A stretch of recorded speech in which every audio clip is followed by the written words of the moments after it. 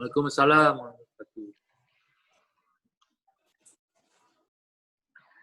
Welcome to our class, 99 Ways to be Happy.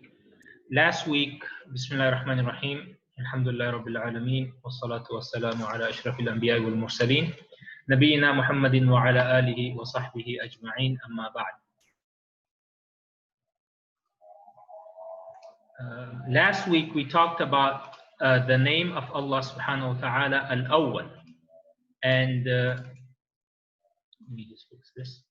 We talked about the name of Allah subhanahu wa ta'ala, Al-Awwal.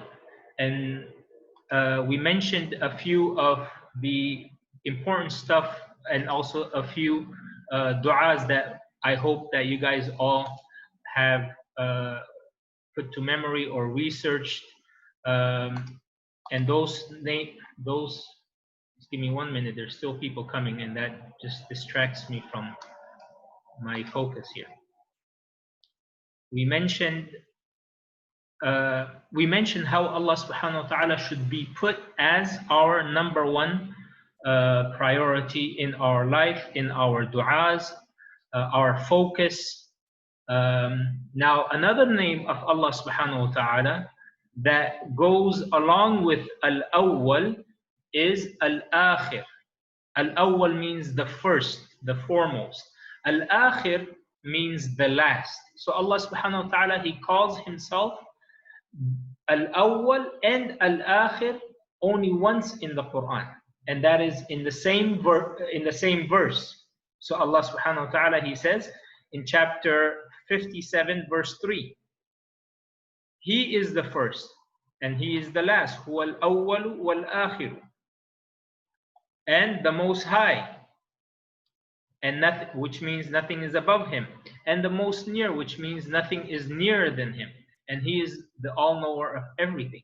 So Allah subhanahu wa ta'ala, He calls Himself Al-Akhir, meaning the one who is the last and the ultimate. He's the one who will remain when all the creation has perished. Even the residents, even the angels, even the residents of the heavens will perish. Even the angel that is responsible for taking everyone's life. Malak al-Maut, the angel of death, he will be commanded by Allah to even take the life of Jibreel alayhi salam, the greatest of the most noblest of all angels, and Mikael. And then when it is only Malak al-Maut and Allah, then Allah will tell him to take his own life. Right? So that tells you how Allah subhanahu wa ta'ala will be the last when there is no one. And we already mentioned what it meant about Him being the first. Allah subhanahu wa ta'ala, He says also that He has no ending, just as He had no beginning.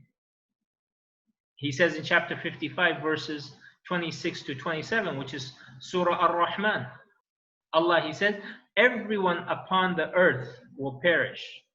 Kullu man alayha fan wa yabqa wajhu rabbika dhul jalali wal ikram.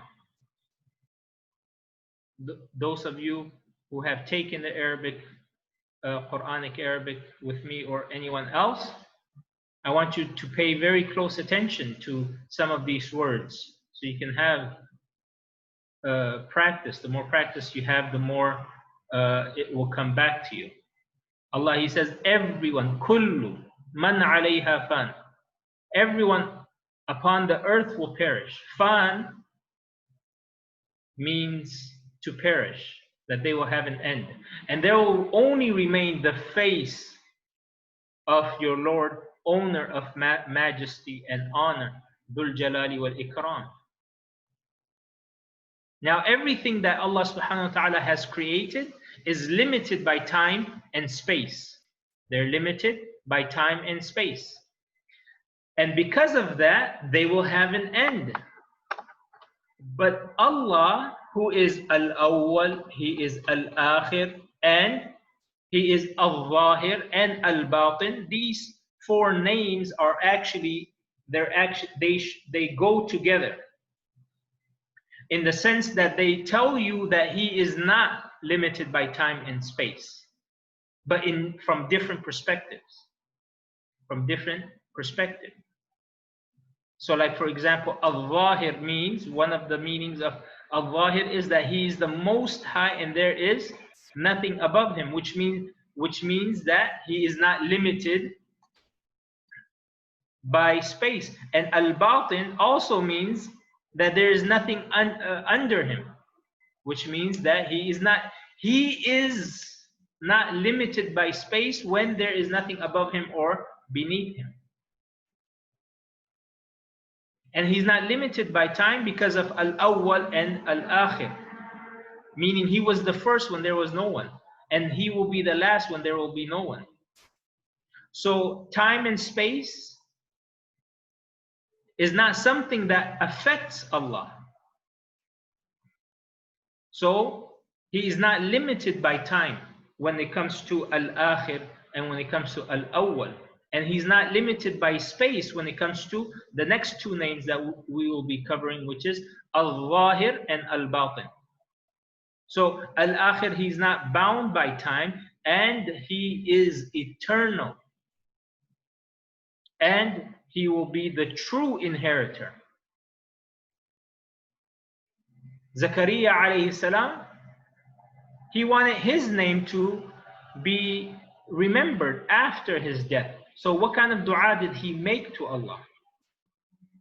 Remember, I mentioned how that we should be making dua to Allah through one of the names that will reflect what we want from him.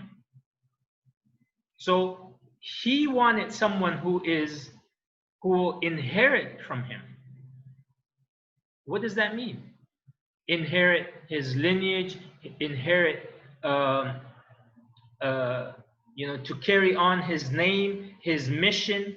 Of course, prophethood is not something that can be inherited per se, but some of the prophets, they asked for it from Allah for their offspring, and Zakaria alayhi salam is one of them. Ibrahim alayhi salam. Look, through his lineage, how many prophets came? The immediate prophets right after him that came directly from him were Ismail, Ishaq, Yaqub, Yusuf alayhi salam. That came immediately in succession. So Zakaria alayhi salam, even though prophethood is not something that can be inherited,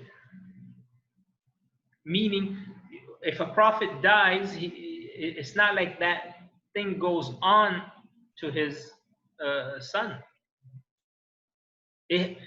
Prophethood is something that is given, that is to select and chosen individuals by Allah subhanahu wa ta'ala. So Allah subhanahu wa ta'ala, he mentions this, right, about Zakaria alayhi salam in chapter 21 verse 89. Chapter 21 verse 89. Allah, he says, and remember Zakaria wa Zakaria إذ نادى ربه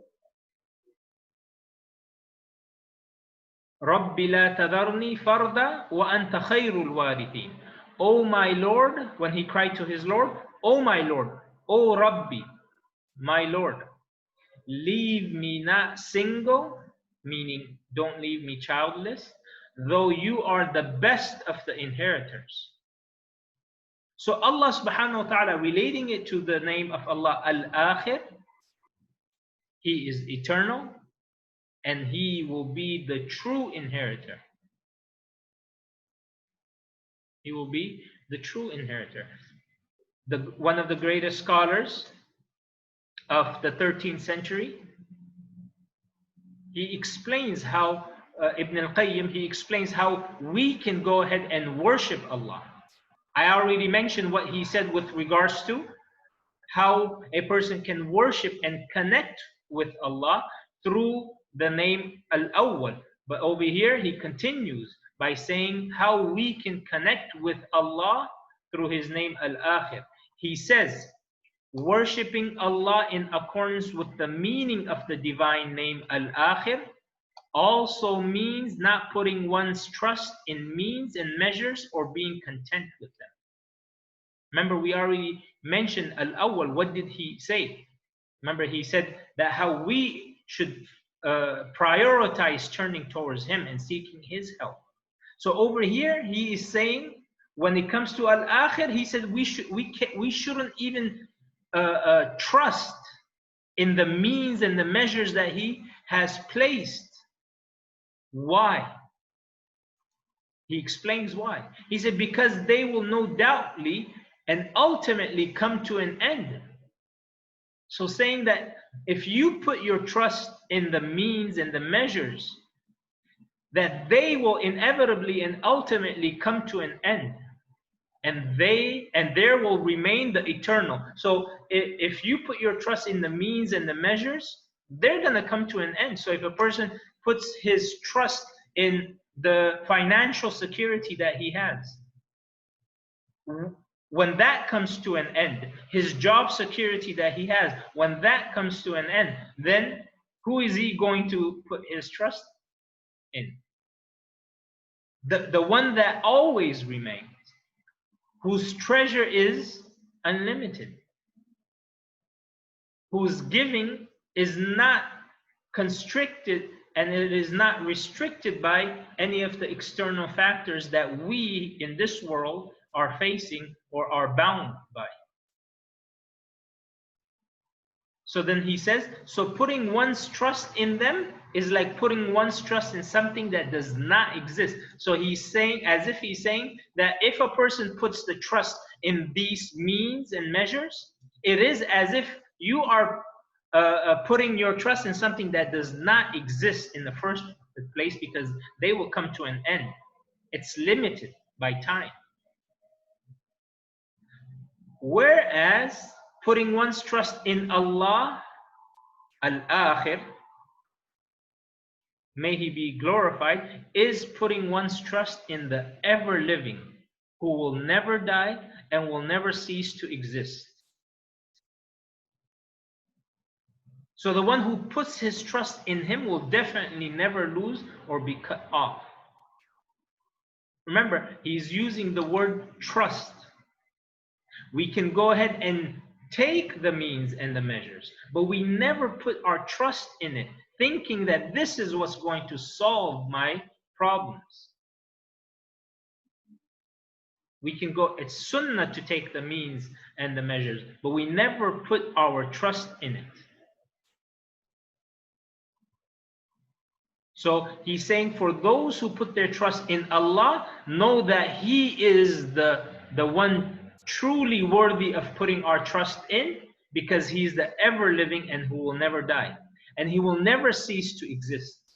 So the one who puts his trust in Allah will definitely never lose or be cut off, as opposed to putting one's trust in anything else that will have an end, after which it will cease to exist, after which then he has no other place, or he has no one or nothing else to put his trust in. Don't put your trust in anything, Some people learn this the hard way. Some people learn this by studying the names of Allah and actually taking heed of it. And the people that learn this the hard way, it's actually also a blessing from Allah. It's a mercy from Allah, because Allah is trying to wake them up and tell them that don't ever put your trust in others. You should know better. Especially if you are a person of knowledge, a student of knowledge, a person who has taken several classes to know about Allah. So what are some of the benefits that we can derive from this? How can we connect with Allah through this name Al-Akhir? So knowing that Allah, he is the last, we should all realize that the best thing we can invest in is something or someone that is everlasting. Think about it from an investment perspective. Would you ever invest in something that is temporary, that will vanish? Will you ever invest, let's say, buy some currencies that, will inflate every single day, and then at the end it will have no value? You will never do that. You'll never invest in a company that will go bankrupt and cease to exist. And Allah, He is above, far above this example. But He is the everlasting. He is the ultimate. He is the last. So we should realize that if we want to invest our time, our focus, our du'as, our seeking of help, shouldn't we be investing with someone that is everlasting, that will be the last, that will always remain when everything perishes? Shouldn't you invest in doing things only for His sake, rather than investing it in doing the deeds that is for the sake of other people? Because if you do it for the sake of other people, then your reward is limited. It will come to an end when this world comes to an end. So if a person is charitable and he gives and he helps the poor, but he does that in order to cut the red ribbon and for photo opportunities, or to get promoted, whatever it is, right? That's how nowadays you have people, when they want to do something good, there's another agenda behind it, and Allah will give it to them. They will go ahead and have it. But on the Day of Judgment, when they try to seek their reward from Allah, there's nothing there. So shouldn't you invest, when I say invest in Allah, shouldn't you invest in doing good deeds only for the sake of Allah? The reward of which will last even after our death. Meaning, in this world, Allah will give you the reward of it as well. In this world. So imagine in the hereafter.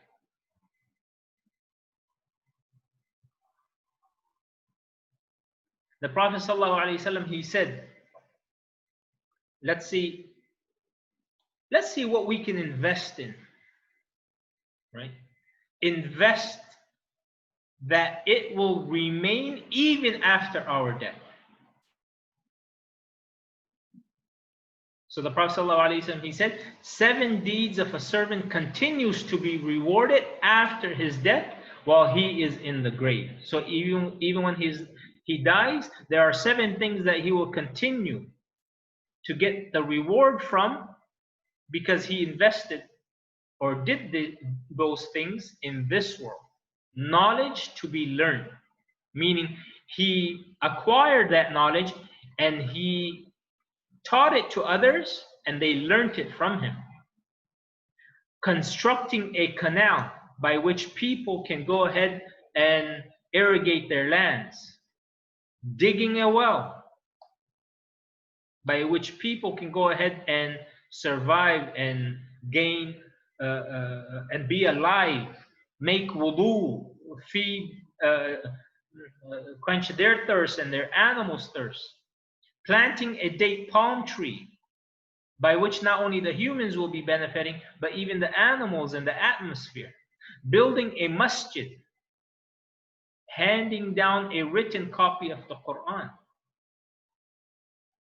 and leaving a righteous child who seeks forgiveness for him after his death. After his death. Alhamdulillah, we did a major campaign here in Malaysia where we placed, I think it was about 4,000 Qurans. Initially it was 3,000, then it became 4,000. 4,000 Qurans in the KL private and public and Selangor private and public hospitals. We gave it to several, Actually, not only KL and Selangor, we also did it in Perlis and in Terengganu. Terengganu, yes, Sister Fatima. In Terengganu, Perlis, KL, and Selangor.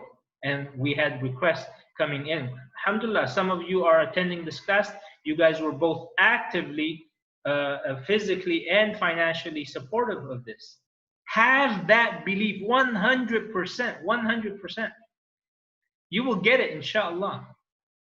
Even if people don't read it, even if people don't read it, we never, ever, ever remember this as, and I remind myself this all the time whenever I don't see the fruits of my work, right? Oh, and we're weak human beings, right? We're impatient. We are sometimes we want to see things right away. But I remind myself, so I am reminding all of you as well. We never do a deed for the sake of trying to see the result of it. That defeats the point of doing it for the sake of Allah. So I'll give you another example. We never seek knowledge in order for us to get a job, for example. We never, so why do we seek knowledge? We seek it purely and only for the sake of Allah, because I'm worshiping Allah through it.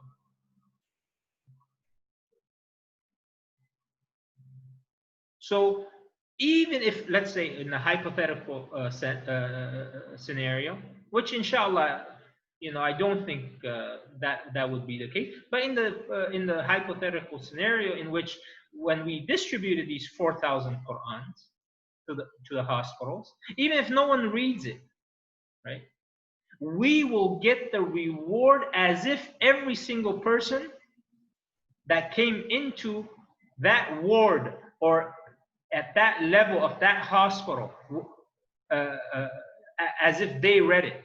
Because Allah, we mentioned how Allah is Al-Alim, Al-Khabir. He's the all-knowledgeable, the most knowledgeable, the well-acquainted. And what that means is, if something would never happen, but if it was to happen, how it will be, Allah even has that knowledge. Something never happened, right? And is never going to happen. But if it was to happen, then how the scenario will play out, Allah has that knowledge. So if everyone was to read the Quran, or if everyone, but we were involved with, our intention was 50,000. And I have no doubt with that, if we had sincerity in our intention, Allah will give us the reward as if 50,000 was distributed, because we were actively working for it. It's not like, okay, 50,000, we're gonna aim, but then we didn't do it. Alhamdulillah, we had months of preparation for it. Months. So that means we were actively working towards that. And don't belittle that reward. It's not like, oh, okay, I'll get the reward. No, this is the reward right here. This is the reward even after our death. So be comforted with that fact. Have this hope. When you have, Allah is according to how you think of Him. And this is what I think of Allah, that Allah will give us all, inshallah, the reward until the day of judgment. Remember, it's not just in our lifetime. So you'll be in the grave when you can't even pray, you can't even say subhanallah, you can't even seek knowledge, and you can't even read an ayah of the Quran. You can't do anything, but there's going to be millions upon millions and billions, we don't know, of people who read the Quran, or if they had access to it, they would read it, right? In that hypothetical sense, we will be getting the reward. And what does that mean, reward? What does that mean? It's not just like, an accountant writing some number. It's not like an angel who is acting as an accountant, writing some numbers and adding them up into your book of deeds. That's not what we mean by reward only. Yeah, of course, that is for, in terms of numerical sense. But what do I mean by reward?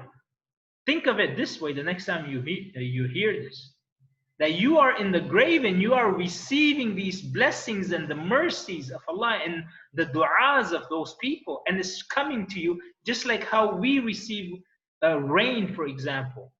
how delighted do you become? How nice the weather becomes?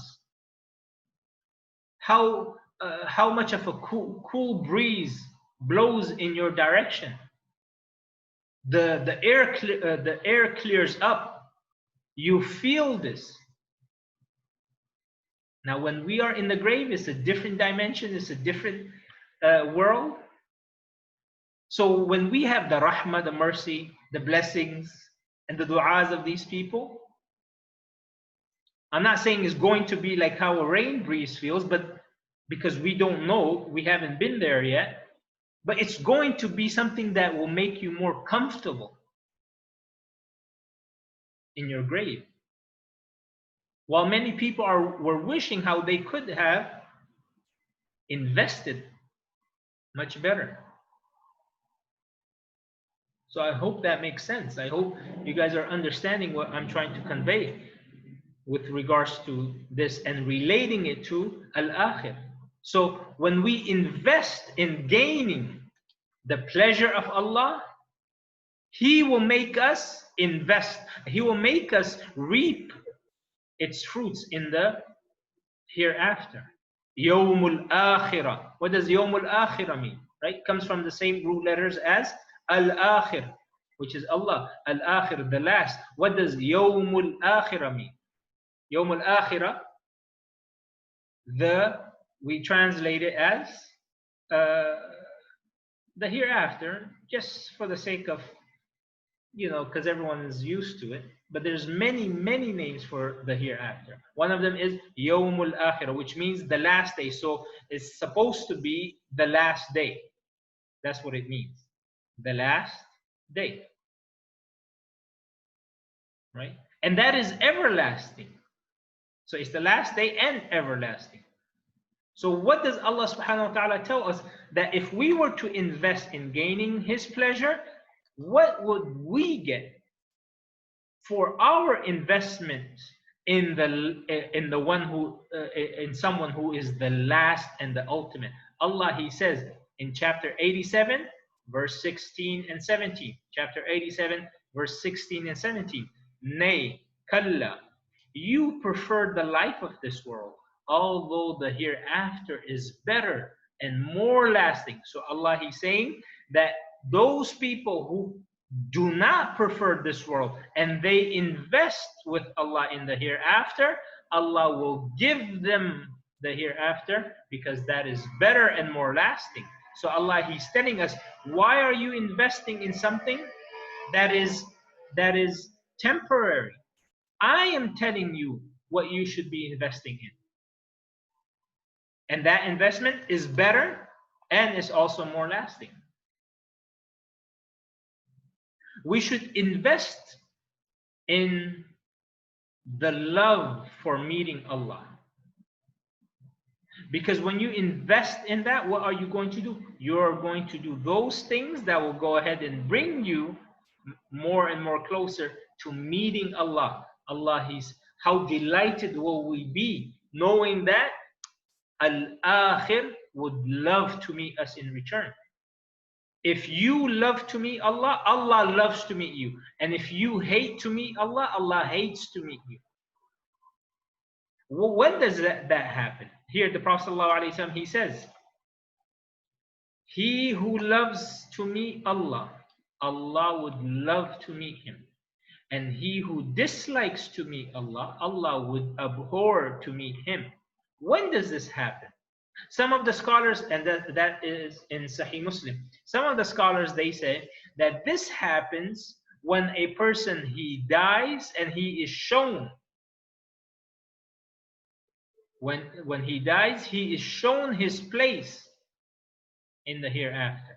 So if a righteous person dies, he is shown his place in Jannah, and that makes him want to go ahead and love to meet Allah.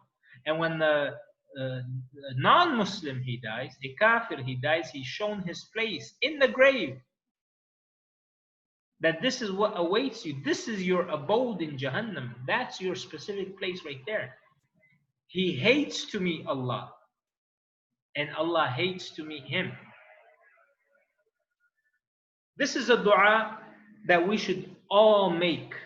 And this is a dua that almost, I don't want to exaggerate, almost in every single salah, if not every single salah, then uh, every day I make this dua.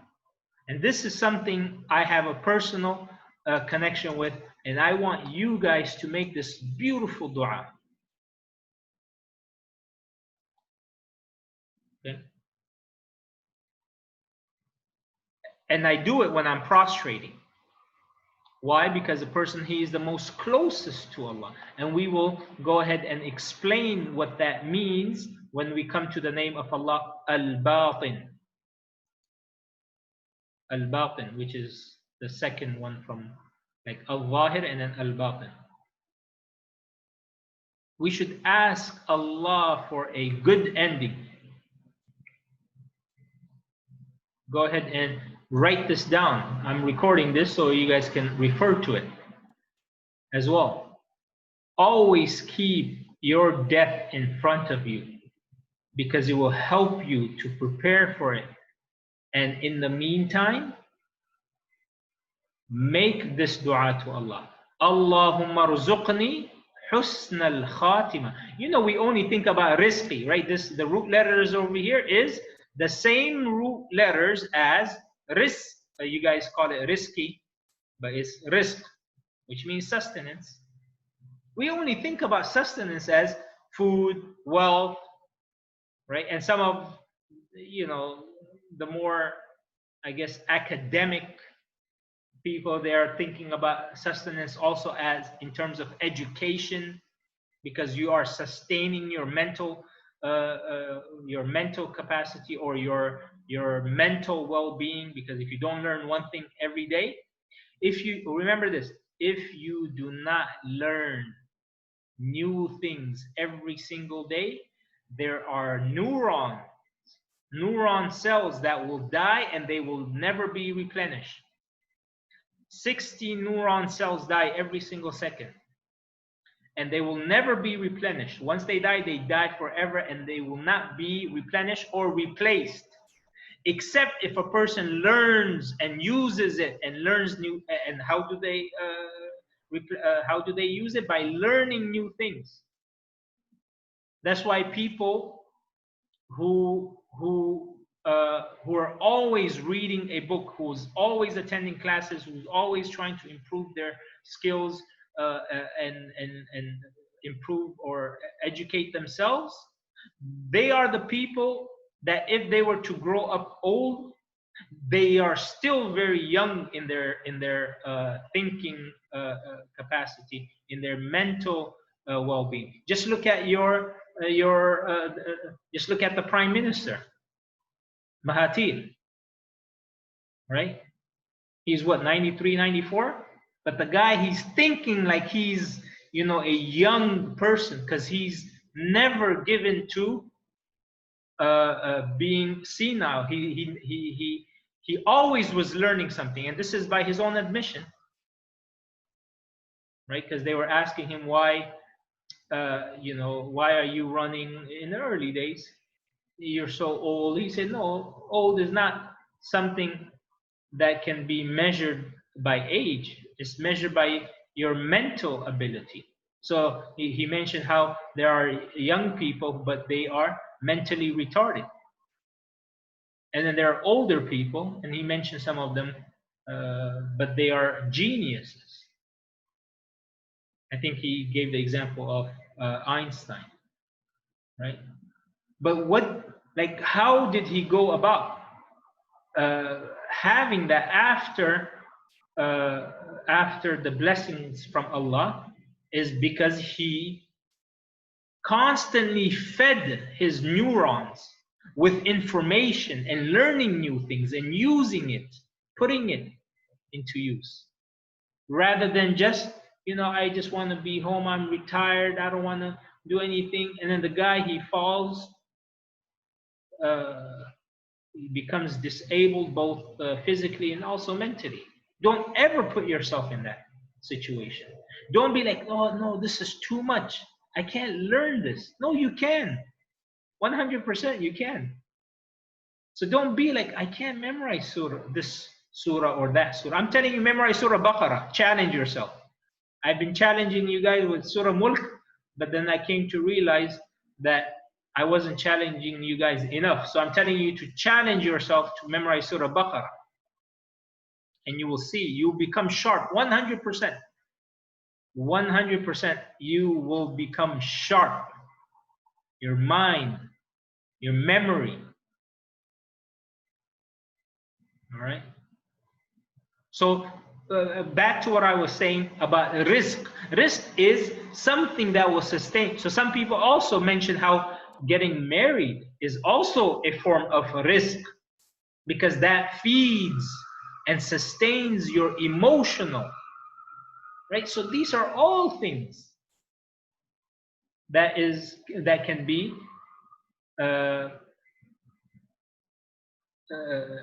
that can be considered to be risk. Ilm, knowledge. There's a dua, Allahumma rzuqni ilman nafi'a. Give me that sustenance of beneficial knowledge. So over here you are saying, oh Allah, sustain me, give me sustenance, right? The Arabic language, the English translation of it, it says grant me. It's not reflective. If I was to explain rizqi over here, it's just going to go on. So I just go with, with the flow, just grant me something. But that's why it requires someone to actually explain to you, what does rizq mean?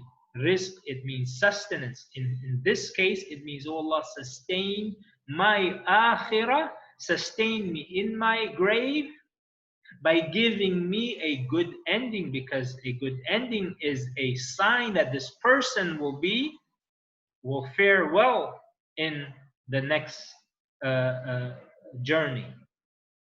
But this is a dua that all of you should make in your sajda, both of these actually.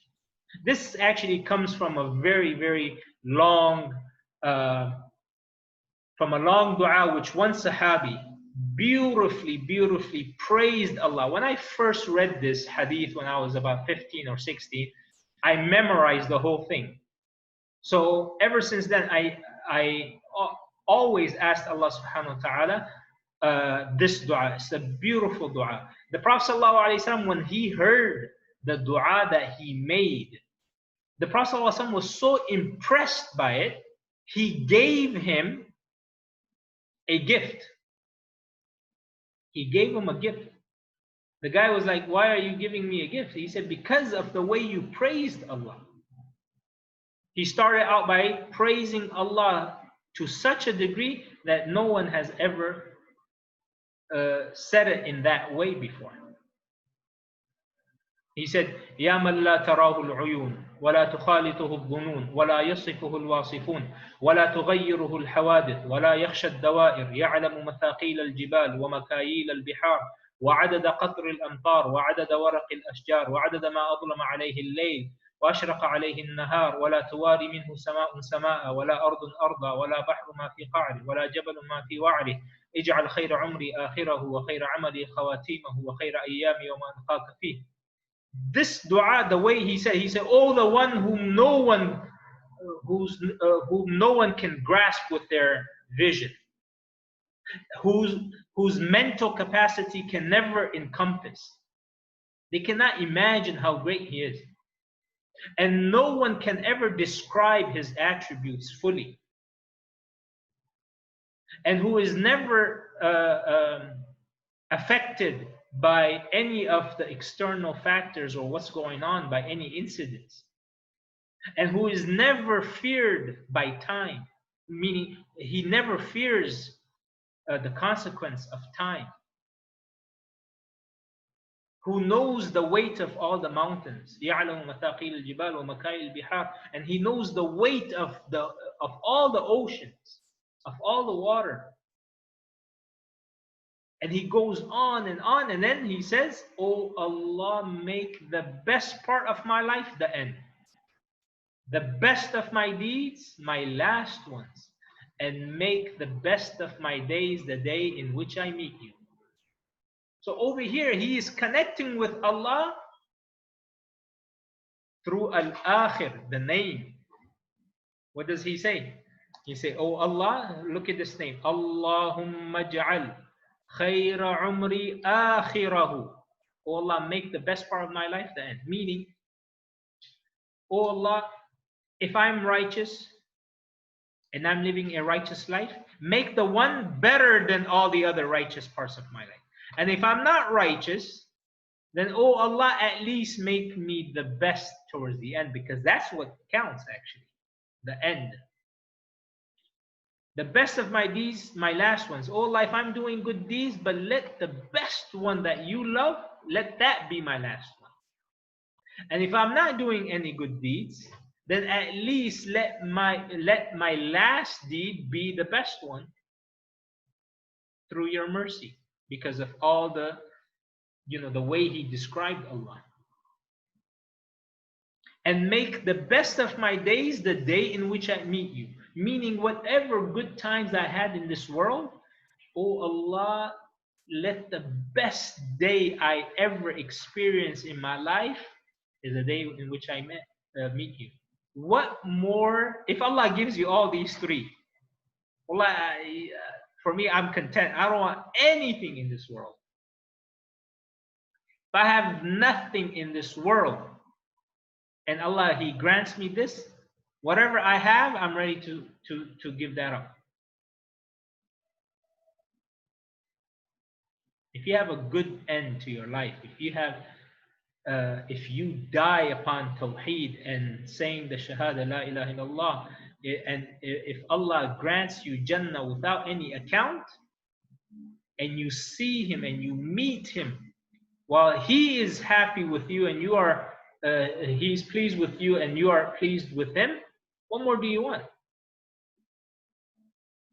Everything else that you're going through in this world seems nothing. So shouldn't that give you happiness?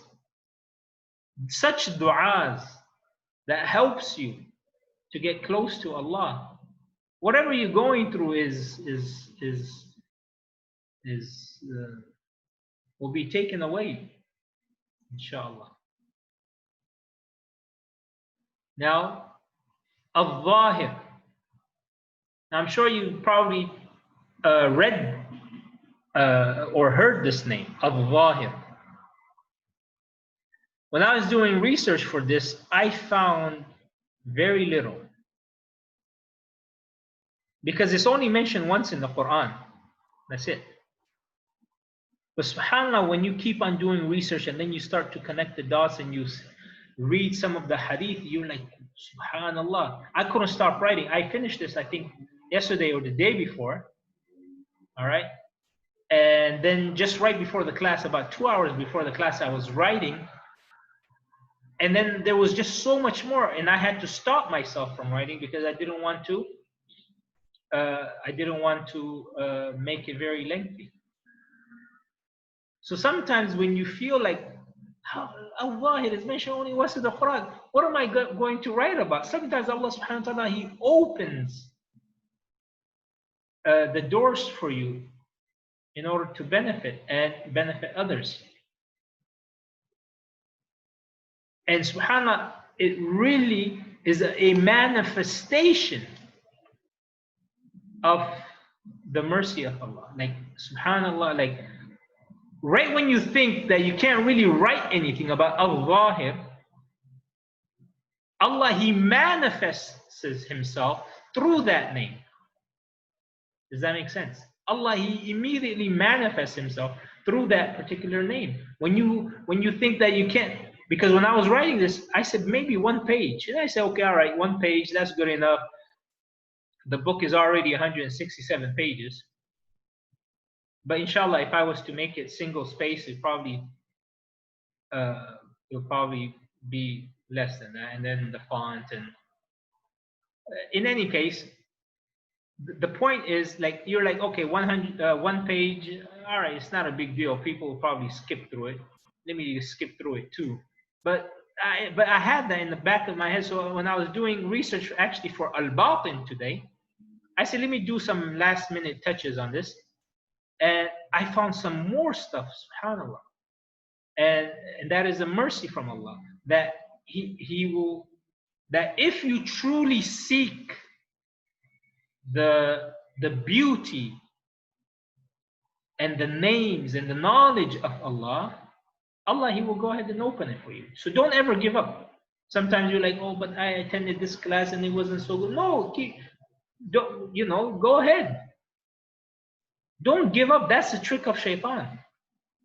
So alhamdulillah, I was able to write equally the same amount as the other names. So over here, Allah, He calls Himself Al-Zaahir, not Al-Zaahir, not anything else. Al-Zaahir. And they have two meanings. Some of the scholars, they said this, other scholars said that, and they both have their proof. So one of the meaning of it is the one who is the manifest. And what does that mean? That means the one who has manifest all of His creation and who is manifest in all of creation. He is the one who is manifest. He's the one who is manifest to people by means of their reason through the proof of His existence and the evidence for His oneness. So what does all of that mean? You're like, this is too confusing for me. What does manifest and all? What it means is that Allah subhanahu wa ta'ala, like Zahir, how you guys say Zahir manifest out. Allah, He can be, I don't want to say seen, but it manifestate. What's another synonym? Allah subhanahu wa ta'ala, He can be seen through His creation. And what that means is we can recognize the essence, the essence, the existence, and the oneness of Allah by what He has created. So that is how He manifests Himself. So Al-Zahir is manifest by the evidences that is all around us, including the Quran, including His laws, which transcends time and space. That is a manifestation of Him. It points to Allah. And therefore, we as humans can know it through reason, intellect, and evidence. So Allah, He has said, that's why He kept on saying, always He says, ayat, ayat. What does ayat mean? Ayat is the plural of ayah, and ayah doesn't only mean the verse of the Quran. It means proof. It means signs. It means evidence. So Allah has sent down these evidences, these proofs, these signs in order as a manifestation of Him, as a manifestation of His existence, as a manifestation of His oneness, of His greatness, of Him being the creator. All right. Now, some of the scholars, they defined Al-Zaahir as the Most High. And that's why, if you guys remember, about 2 weeks ago, we mentioned, and due to my limited research at the time, what was I saying? I said, oh, the Most High, that's probably not the correct definition of it or translation. But subhanAllah, like I mentioned, when I was first starting, I was like, how much of a research I could do? I was not wrong, alhamdulillah. So I tried to I was limiting it though. I was limiting it to what I was familiar with, which was the manifest as being the translation of Al-Zaahir. But when you keep on doing the research and you keep on asking Allah to open the doors of hidayah, guidance, and knowledge, Allah will do it. So if you are a seeker of truth and knowledge, ask and you are confused about anything, ask Allah sincerely and He will do it. And search for it. Take the means. So another translation is the Most High.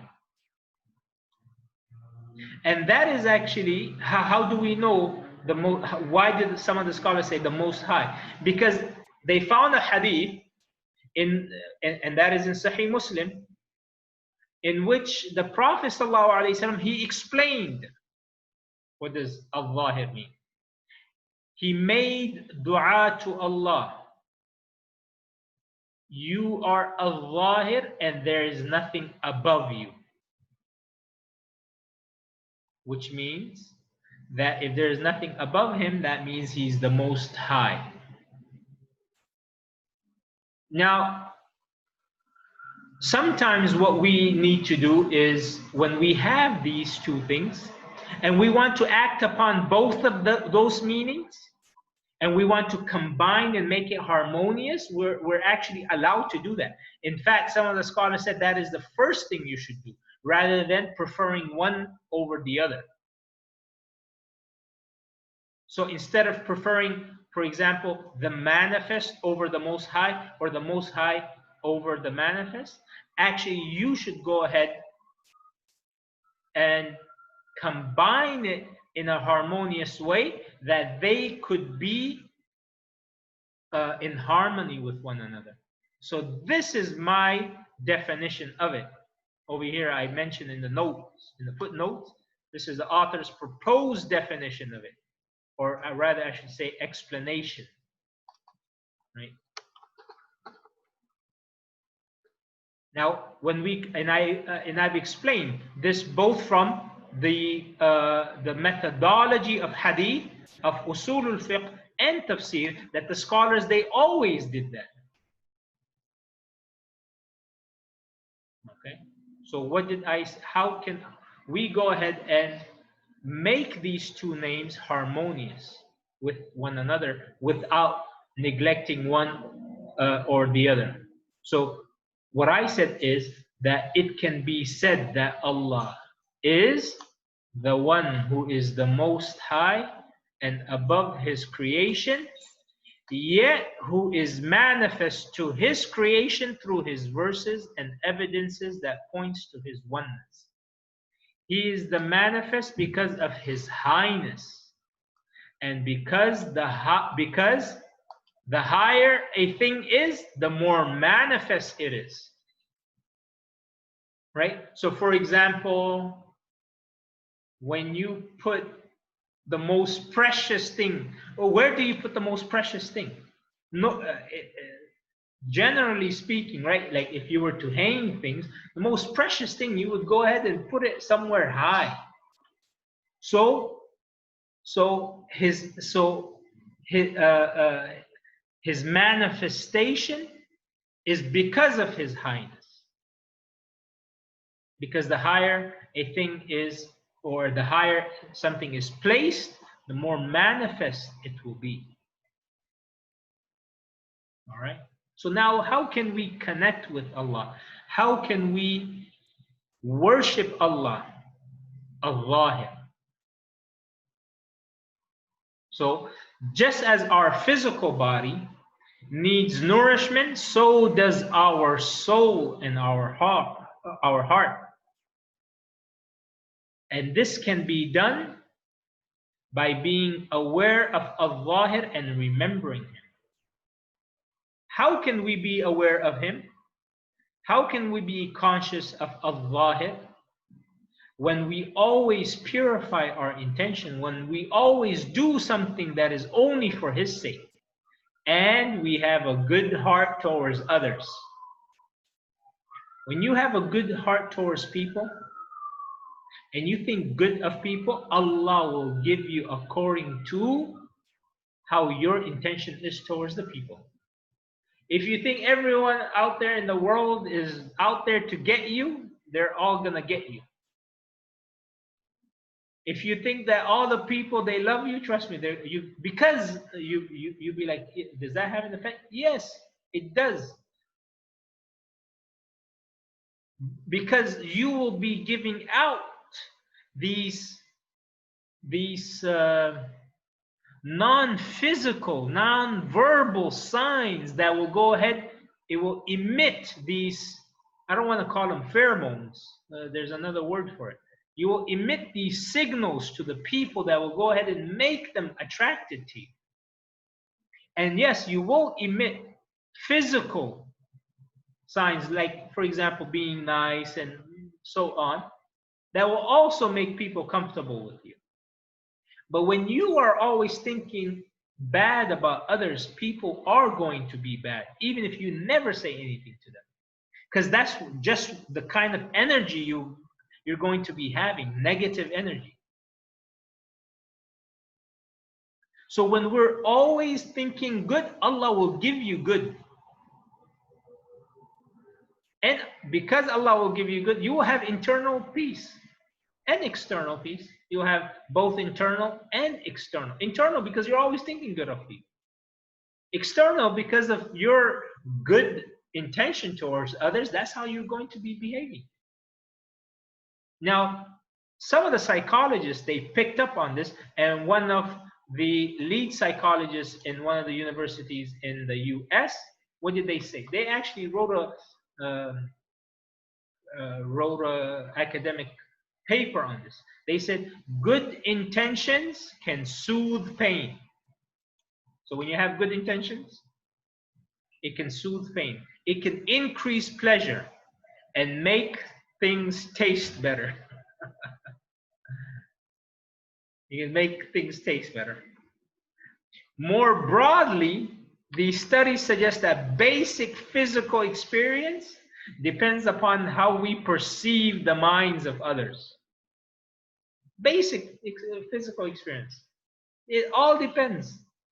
So we should be having these good thoughts towards one another, rather than always thinking negative. Oh, this person, no, he's not. Why?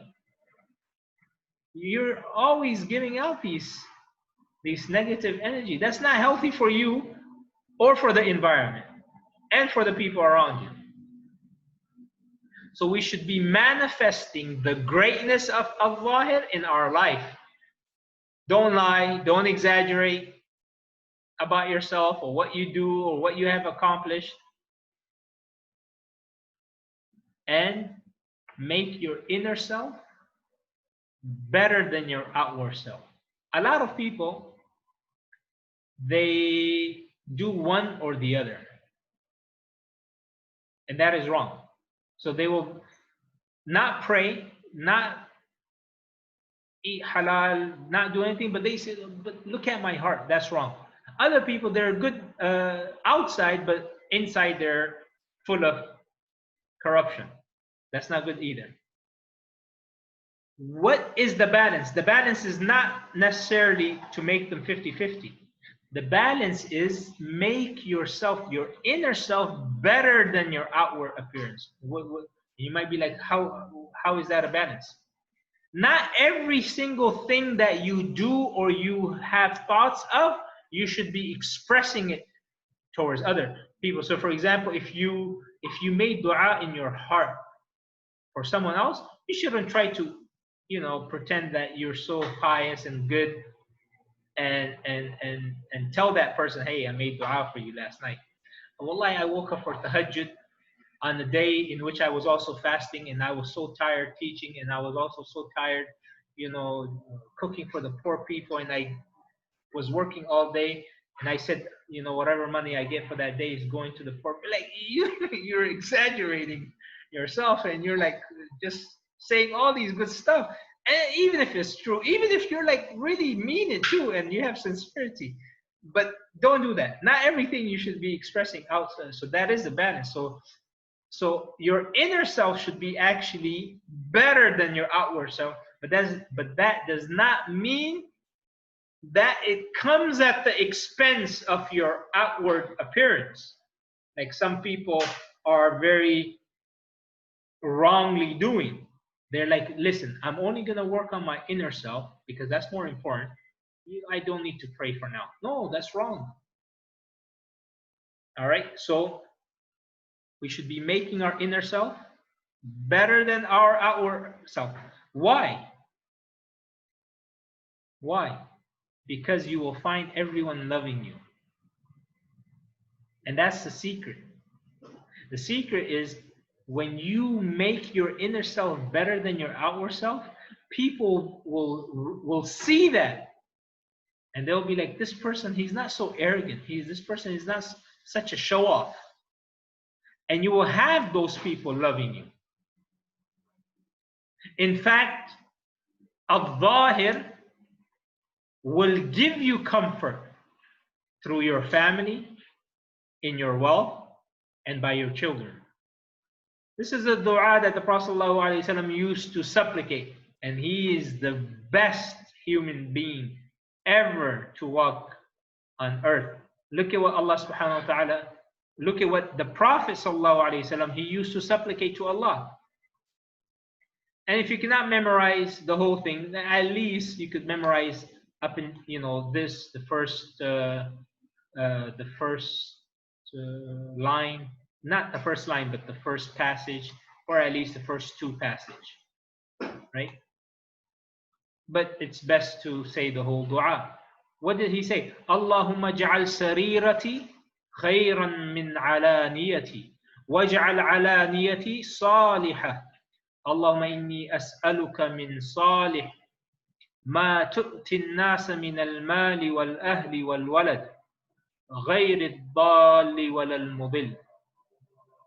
Say, oh Allah, I'm saying it slow so you guys can follow along. Oh Allah, make my inner self better than my outer deeds, and make my outer nature good.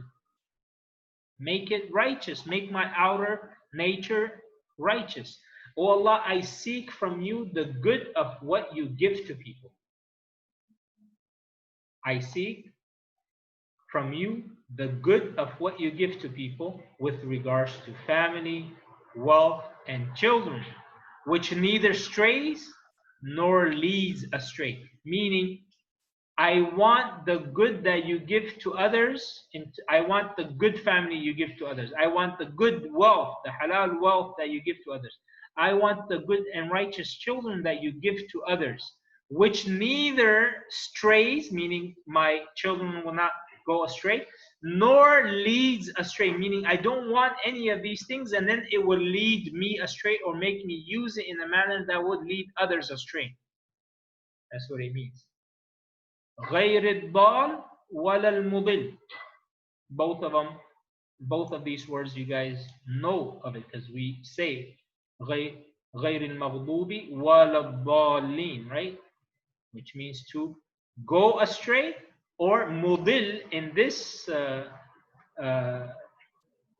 this form, right? It means to make now others go astray. And for those Arabic students, this is in the Arabic form of af'ala. Remember the four letters, af'ala, which means that you are doing this particular verb on someone else. Now, Allah subhanahu wa ta'ala, Al-Zaahir, He has not created us in vain. So we shouldn't throw away our lives by wasting it running after wealth and reputation or physical beauty. I was just talking to someone about some individual who has spent his entire life trying to chase one thing. And until now, he is unable to achieve it. He keeps on getting backstabbed and cheated, put in prison, accused of this, and like he's like you're 70 plus. You should be right now just like, all right, I'm 70 plus. I retire. I want to go ahead and I spent what 40 years, 50 years of my life chasing reputation, chasing this and chasing that. I didn't get it. That's in my qadr. Wake up. Let me go ahead and just concentrate the last few years, because they go around the world thinking that they have another 100 years left. I got what? A day, a month, a year, I got 5 years left. Nothing compared to what I have spent. So let me go ahead and spend these last few remaining parts of my life not only in worshiping Allah, but let me just go ahead and invest in the hereafter, because I was investing for such a long time in this world and what I was chasing, and I couldn't get it. Let me change tactics. Like how I find that extremely sad, really, really sad, because they're not given that consciousness. They're not given that. So you thank Allah. We should thank Allah. Allah gave us that. Whether we are young or whether we are old. If we are old, alhamdulillah. If we are young, more alhamdulillah. Right? Because we realize, all right, I spent my younger. If you're older, all right, I spent my younger life, okay, probably like this or like that. But now, alhamdulillah, Allah gave me hidayah. Now let me go ahead and spend my time instead of doing this and doing that. Go ahead and just waqaf my life for Allah. I go Umrah once or twice a year. I go Hajj if I'm able to, because Hajj is more hard and exhausting than. But still, if you think of it, like how many more Hajjs am I going to be living in? But you go for Umrah twice a year. One of them at least make it in Ramadan, right? And you fast every other day. You're not working. You're just like, all right, I'm going to be seeking knowledge. I'm going to practice. I'm going to memorize some of these du'as and improve my tajweed. That's good. Don't think, why should I be improving my tajweed? What am I going to? No, my life is over. Don't think like that. Because remember the dua, Allahumma jal khayra umri akhirahu wa khayra amali khawatimahu. Allah, make my last deed the best deed. So imagine if that's your last deeds. From amongst your last good deeds, that you're perfecting the recitation of His speech. So that's it. Khalas. Stop chasing. Stop chasing the world. Stop chasing wealth. Stop. Just retired. And I'm saying if you are retired. I'm not telling the young people to retire. I'm saying if you are retired, then stop chasing other ambitions. And the scholars also said 60 and above. Don't even teach. If you're a scholar, don't even teach. Go ahead and only dedicate yourself to the worship of Allah. Tahajjud. That should be like taking a lot of your energy. Tahajjud. Right? So imagine you're praying 2-3 hours, worshiping Allah 2-3 hours at night, from reading adhkar, from reading some Quran, and then praying 2 rak'ahs, and then making dua, and then just contemplating. You do a combination of these 3, 4, 5 forms of worship, you will find these 3 hours just going by, listening to, for example, Quran. That's all forms of worship. Of course, the best one would be making dua and praying, because that is what the Prophet ﷺ did. And he combined his dua in the prayer. But we are weak. So just if you need a break from your tahajjud, combine it with, all right, let me go ahead and read some Quran. Or let me go ahead and just do some contemplation. Or meditation, if you will, within this context. And you will find yourself already, that's a full-time job. Alhamdulillah, you're retired, you've made enough in your life, you're probably getting a pension. Good, that's it. My life, coming back to how I came to this topic. So when I was looking at that, I was really hoping, I was really wishing that this individual, he is given that hidayah from Allah. That's it. It's not working. You've tried it so many times, trying to chase one particular thing. You ain't getting it. Give up. And even if people consider you, or certain people consider you a fail, but if you are successful and you win with Allah, that's it. That's what matters. because those people are not going to come to your help on the day of judgment.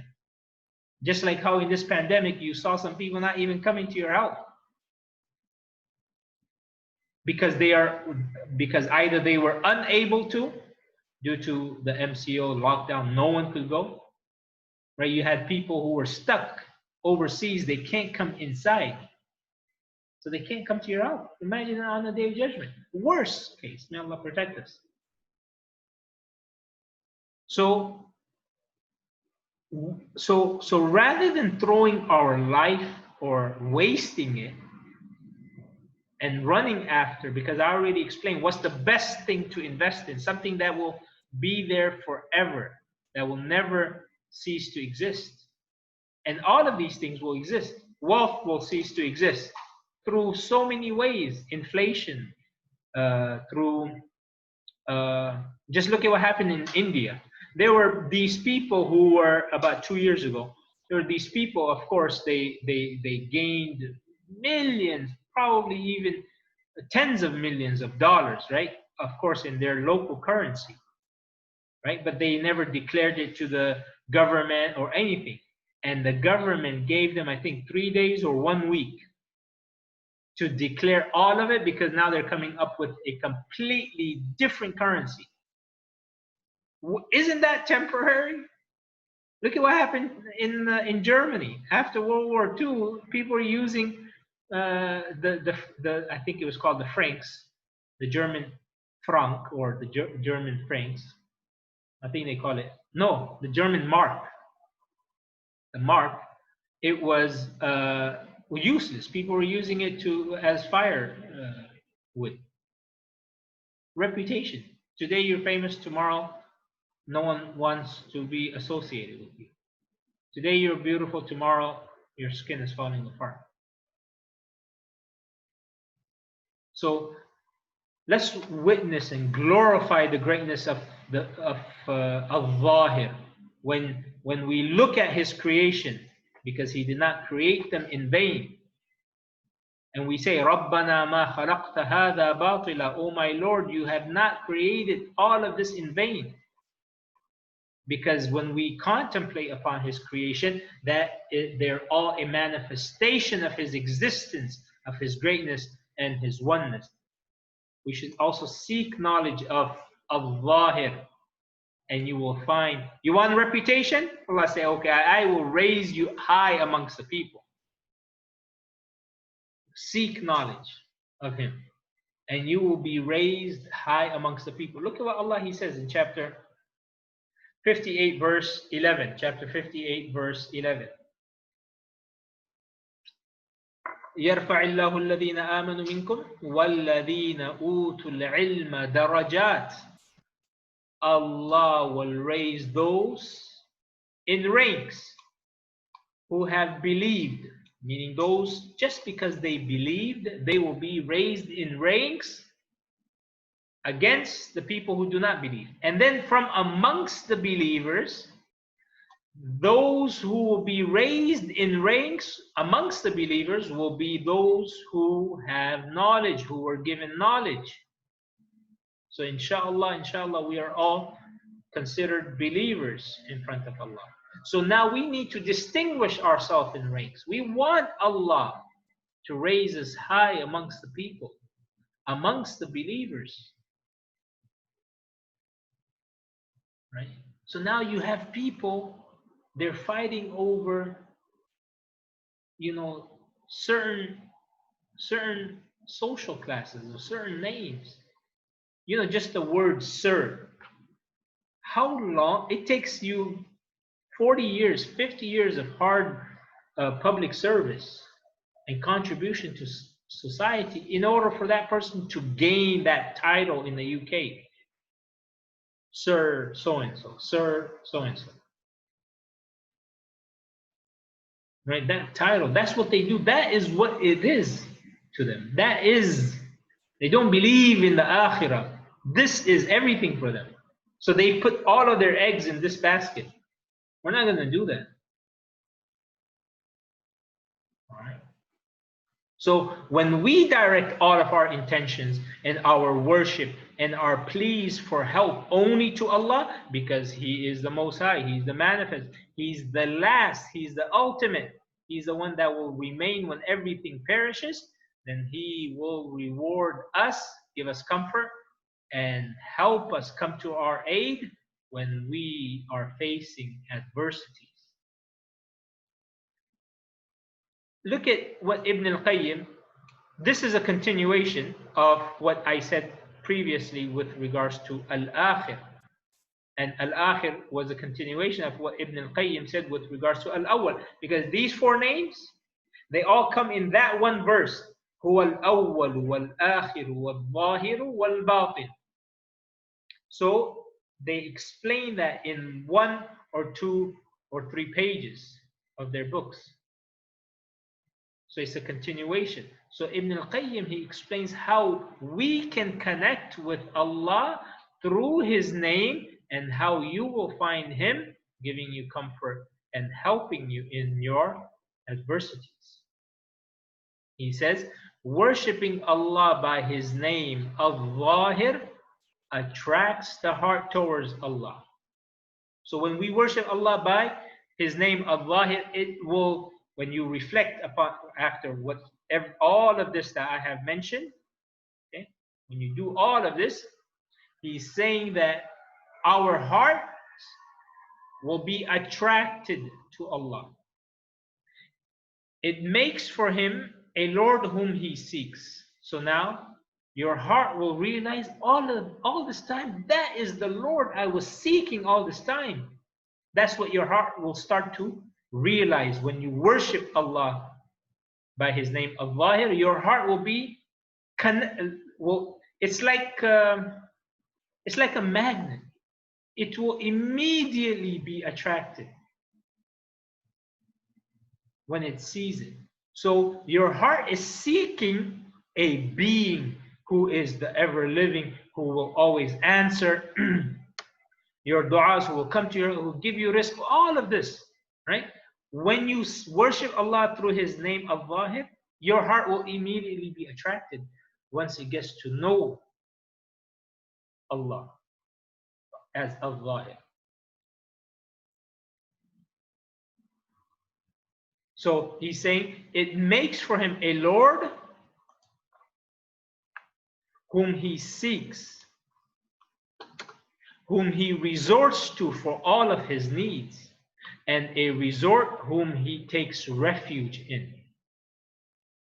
So you will realize how Al-Zaahir will be your first, Al-Awwal, your last, Al-Aakhir, resort for all of your needs, and a resort for your first and your last resort, whom you take refuge in.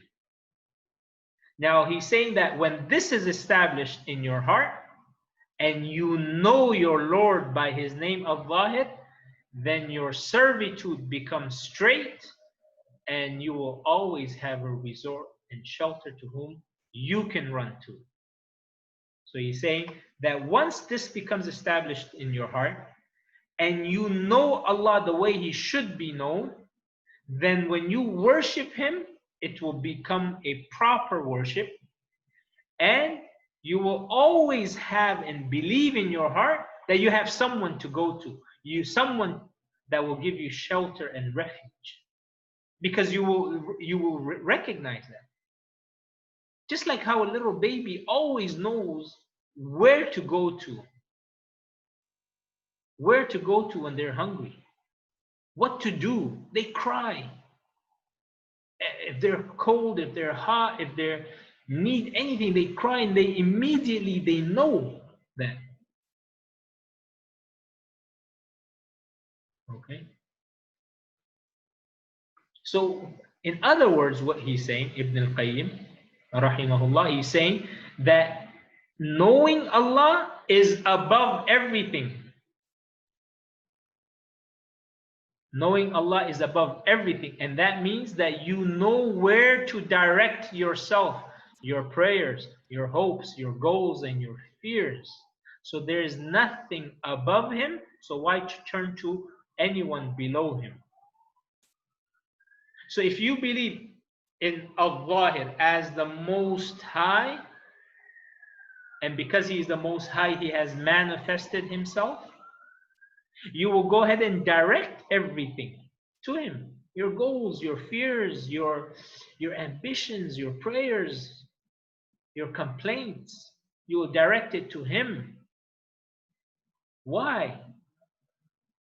Because if you truly believe and you have been connecting with the Most High Al-Zahir, and you have been worshipping Al-Zahir as the Most High and the Manifest, then you will realize going to anyone else who is below him wouldn't make sense. Wouldn't make sense. If you have access to the highest authority in this world, if you can appeal to the highest authority in this world, why would you go to any other lesser authority? If you can appeal to a judge, why would you appeal to a prosecutor? If you can appeal to the prime minister, why would you appeal to the interior minister? If you can appeal to the Agum, the king, why would you appeal to anyone else? It just wouldn't. And you know your appeal will be accepted and you will get what you want. Why would you go to anyone else? It actually will be an insult. And we all have access to him. We all have access to him. All we have to do is just direct what we want to him, because he's the everlasting, he's the ever living, he's the last, and all of the means and the measures that he has placed in this world, never trust it. I didn't say don't ever use it. I said we can use it as per the sunnah, but never put your trust that this is what's going to do it. No, oh, I'm just using this as a means. I'm not putting my trust that I'm not going to put my trust in the medicine. I'll take the medicine because it's a sunnah. I'm going to put my trust in Ash-Shafi, in Al-Aakhir, who's going to cure me. I'm not going to put my trust in the doctors who are curing me, because maybe they're the best doctor in the world, right? But maybe their hand slips. Maybe they made a mistake somewhere, cutting the wrong thing, putting the wrong tooth out, whatever it is, leaving something in there.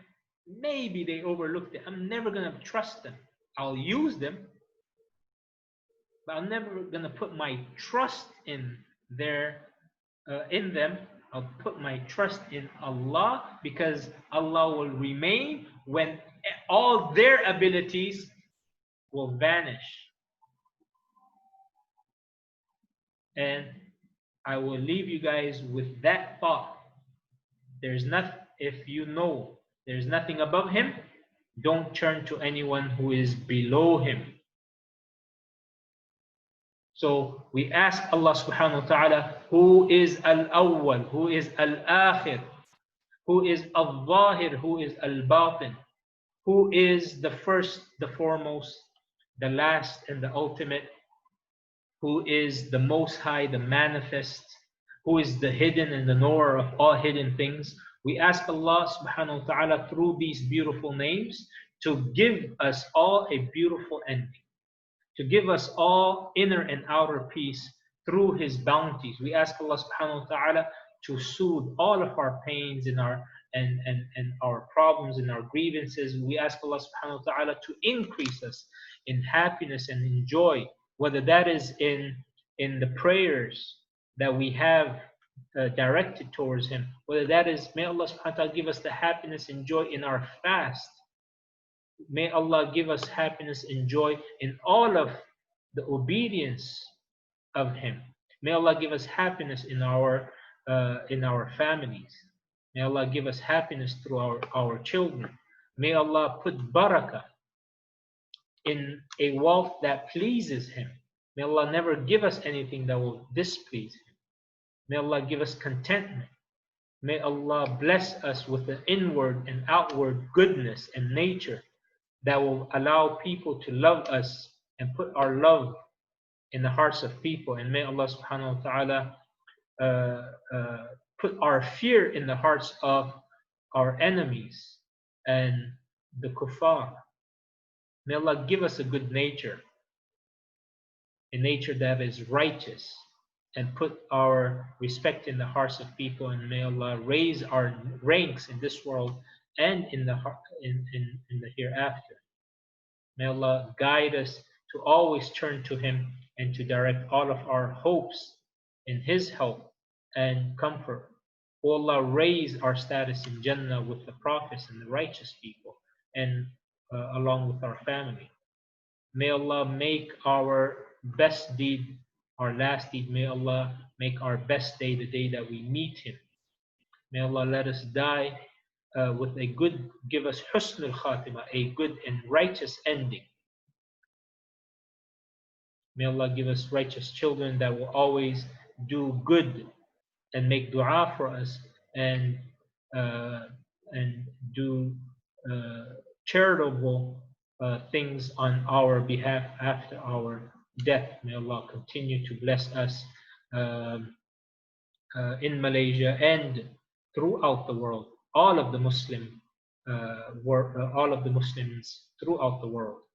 May Allah protect this country and all of the Muslim countries throughout the world, uplift or lift the suffering that they're all going through this pandemic and any economic hardships that they are going through. May Allah give them happiness and companionship with the prophets. May Allah give us the love of the poor people in our heart. May Allah resurrect us with the poor people and with the Prophet, who will be resurrected with the poor people on the day of judgment. وآخر دعوانا أن الحمد لله رب العالمين. سبحانك اللهم وبحمدك نشهد أن لا إله إلا أنت نستغفرك ونتوب إليك. رب اغفر وارحم وأنت خير الراحمين.